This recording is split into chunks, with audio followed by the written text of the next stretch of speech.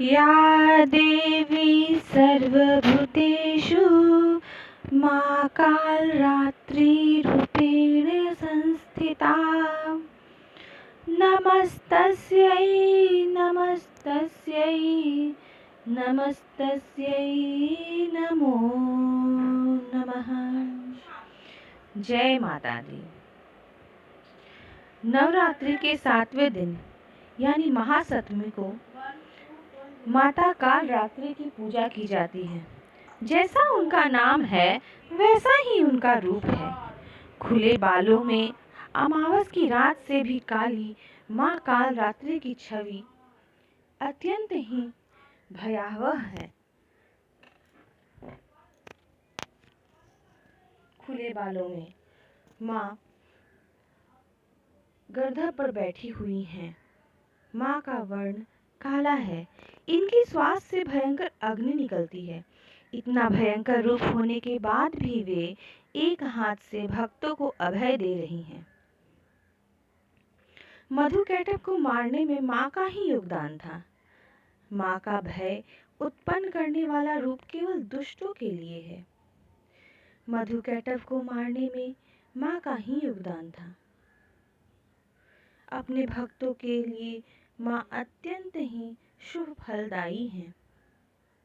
इसी कारण से इन्हें शुभंकरी भी कहते हैं। माँ कालरात्रि का वाहन गधा है।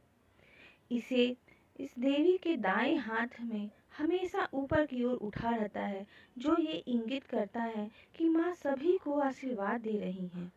जबकि उनका बाएं हाथ में लोहे से बना एक कांटे जैसा अस्त्र है और निचले बाएं हाथ में कटार है। नवरात्रि की सप्तमी को महासप्तमी कहते हैं। तांत्रिक लोग इस दिन विशेष पूजा करके माँ की कृपा प्राप्त करते हैं। सप्तमी की पूजा अन्य दिनों की तरह ही होती है, लेकिन रात में पूजा का विशेष विधान है।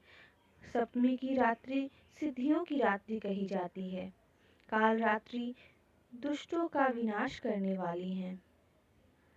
दानव, दैत्य, राक्षस, भूत, प्रेत आदि इनके स्मरण मात्र से ही भयभीत होकर भाग जाते हैं।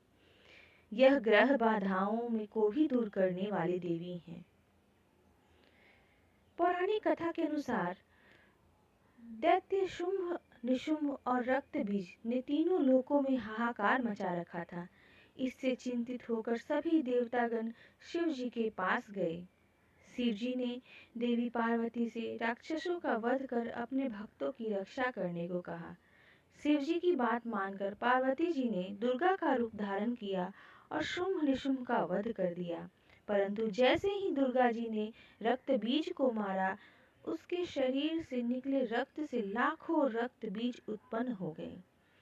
इसे देख दुर्गा जी ने अपने तेज से काल रात्रि को उत्पन्न किया।